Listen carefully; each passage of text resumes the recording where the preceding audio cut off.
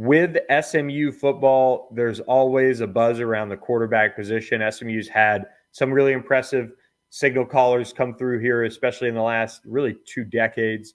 And this is probably the most intriguing year that I've covered, because you go through a lot of the quarterback situations that I've covered at SMU, and Garrett Gilbert was there when I was in school, and you have your Ben Hicks time, and the Will Brown moments, and the DJ Gillens, and all sorts of different guys that have tried their hand. Rafe Peavy, and Matt Davis, and obviously we've gone through Shane Buechele, friend of the show. That wasn't much of a competition when Shane came in here.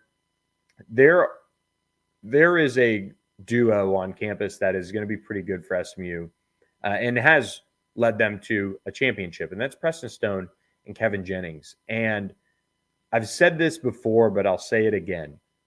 They're in a competition, and I'm not sitting here writing stories like, what's the latest on the quarterback battle, who's going to start, and trying to grab attention and subscriptions with that.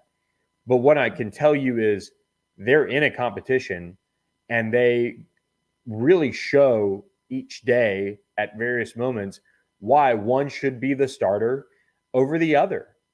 And that's what happens when you get experience, you get exposure to their styles of play, you get all of those things. And for me, watching them run through practice, they're two really talented quarterbacks with two very different styles, but only one could play. And that's the quarterback position for you. And I still believe that Preston Stone is going to start game one against Nevada. And he deserves that, in my opinion. Now, Rhett Lashley and his staff see everything. They get every angle. They see every snap of practice. We have not gotten that at this point. What I can say, too, about Kevin Jennings is he put an incredible amount of work in to readying himself to be the guy this year. Now, he still makes mistakes, like throwing into coverage and doing some of those things that Preston did before he got experience. And he really dialed that back in the back half of last season. And Preston Stone went from, I think he had a turnover in just about every game. I think he had at least one turnover in every game, I want to say through the first 6, maybe even 7. And dialed that back late in the season. It really changed everything for this offense. And maybe Kevin Jennings can do that if he got more experience. These two are pushing each other, and they both look like starters to be. And I know that's kind of a cop-out, but I already said that I think Preston starts game one. But this is not a team, and I was talking to somebody else about this the other day. I said, this is not a team that can wait around to find out if one of them is the guy or if Preston Stone is the guy if he gets the ball in game one. Because there's too much invested in NIL. There's too much invested in this first year. There's too much experience on this team to sit around and say, all right, well, it's Preston's first year. We've got 4 non-conference games. At the end of the day, we need to win every single one of our conference games, and that's what matters. Yes, if SMU goes 0-4 in non-conference play and then wins the ACC, they're going to the college football playoff. Then they're going to probably have to go undefeated in ACC play to do that anyway. But that's not what this team is about. This team, as their expectations say, and as their phrase of fall camp and of the offseason is raise it. And there's pressure on Preston Stone. And there's more pressure this year than last year because, one, yes, you're going to the ACC. People are saying, okay, well, if SMU goes 7-5, that's pretty cool, whatever. They'll be fine. That was a good first year in the ACC. But at the end of the day, Preston has the experience. Preston has the talent to lead this team to bigger heights.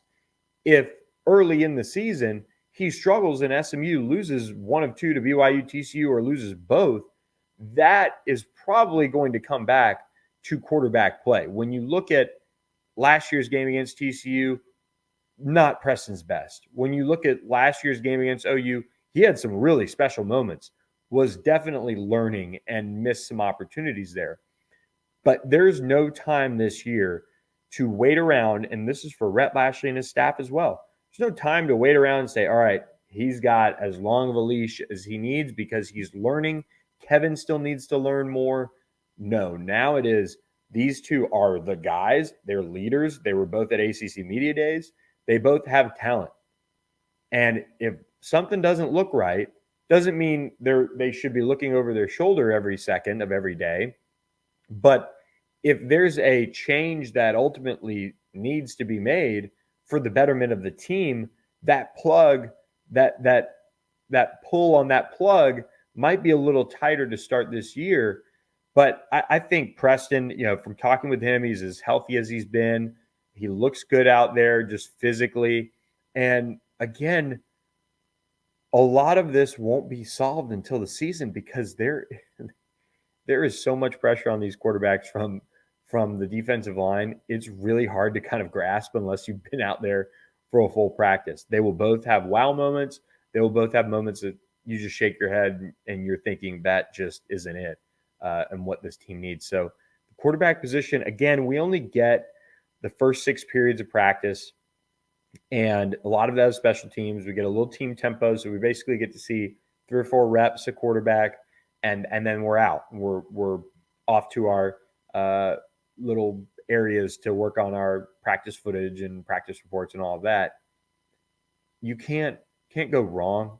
If Rhett Lashley woke up the week of the Nevada game and said, I'm going to start Kevin Jennings, probably not a wrong answer. And if he woke up and was like, Preston's still the guy, we're rocking with him, that makes a ton of sense too. But this quarterback room is now in a position where they shouldn't be given much slack. They've both played too many games. They've both played and gotten enough experience where the pressure should be on them. And it's about how they deal with it, not only in fall camp in this competition that they're in, which they are in a competition, but how they deal with it in the games. And when the lights come on August 24th against a Nevada team that will be excited. New head coach Jeff Choate. We'll get into some of that. We're going to try to have somebody on to preview the Nevada game. But you can't get into that first game on the road and you play timid because you're worried about making a mistake, or you think you can do whatever you want because it's Nevada and they have a new coaching staff and they were a bad football team last year. You have to play within this offense, and this offense has enough tools to be successful. They have to put it all together. It's still an offense that, when you look at last year, beat up on a lot of poor competition, and they had some good moments against bad defenses. And they had some success against teams that were rather good. But I would say that the next step is doing the little things consistently to be that Rhett Lashley offense that we know against an ACC schedule should be one of the best in the country.